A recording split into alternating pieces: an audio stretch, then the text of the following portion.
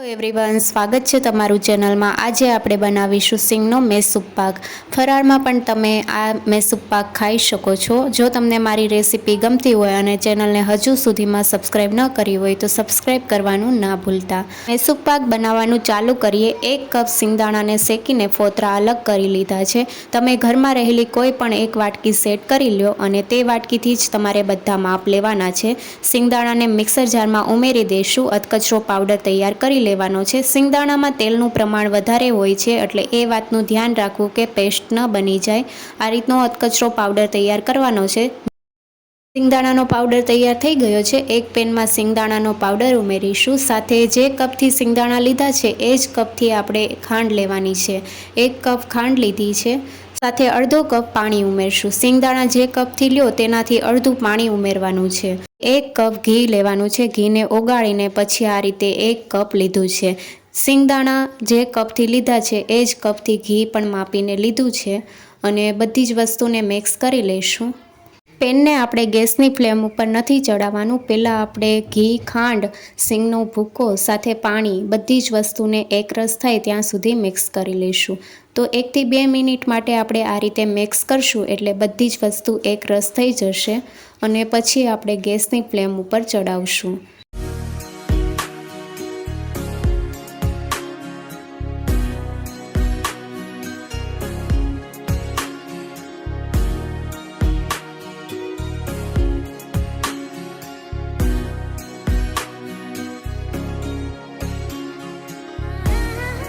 આ રીતે બધી વસ્તુ મિક્સ કરી લીધી છે। આ પ્રોસેસ આપણે પેનને નીચે રાખીને જ કરવાની છે।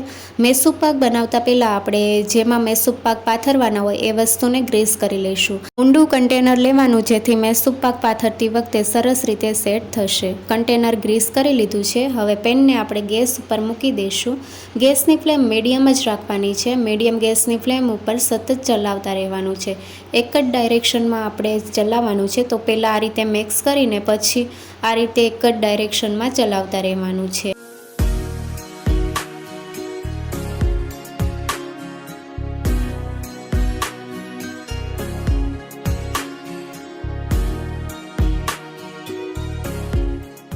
ત્રણ થી 4 મિનિટ જેવું થઈ ગયું છે। મિશ્રણમાં બબલ્સ આવવા લાગ્યા છે। પહેલાં કરતાં થોડું થીક પણ થઈ ગયું છે। હજી આપણે સતત ચલાવતા રહેવાનું છે। ગેસની ફ્લેમ મીડિયમ જ રાખવાની છે। હજી 2 મિનિટ માટે એક જ ડાયરેક્શનમાં આ રીતે ચલાવતા રહેવાનું છે। ટોટલ 5 મિનિટ જેવું મિશ્રણને કૂક કર્યું છે અને 5 મિનિટ પછી જોઈએ તો મિશ્રણ આ રીતનું થોડું થીક થઈ ગયું છે। હજી આપણે 5 મિનિટ માટે મિશ્રણને ચલાવતા રહેવાનું છે। મિશ્રણ પહેલાં કરતાં થીક થઈ ગયું છે અને પેનની સપાટી પણ છોડવા લાગ્યું છે। હવે આપણે મિશ્રણને ઘી છૂટું પડે ત્યાં સુધી કૂક કરી લઈશું। હજી 5 મિનિટ જેવું ગેસની ફ્લેમ મીડિયમ રાખીને કૂક કરી લઈશું। 5 મિનિટ જેવું થઈ ગયું છે અને આ રીતે ઘી પણ છૂટું પડવા લાગ્યું છે। કલર પણ થોડો ડાર્ક થઈ ગયો છે। ગેસની ફ્લેમ બંધ કરી દઈશું। મેસૂબ પાકને આ રીતે કન્ટેનરમાં ઉમેરી દઈશું અને હવે સેટ થવા માટે આપણે 10 મિનિટ જેવું મૂકી દઈશું। 10 મિનિટમાં સેટ થઈ જશે। મેસૂબ પાક થોડો ઠંડો થઈ જાય પછી આ રીતે નાઇફની મદદથી પીસ કરી લઈશું। પીસ તમારે જે સાઇઝના કરવા હોય એ સાઇઝના તમે કરી શકો છો। મેસૂબ પાક ઉપર કવર લગાવી દઈશું। તો ફોઇલ પેપરથી આ રીતે કવર કરી લેવાનું છે અને હવે 2 કલાક માટે સેટ થવા માટે મૂકી દઈશું। 2 કલાકમાં સરસ એવો ઠંડો મેસૂબ પાક થઈ જશે।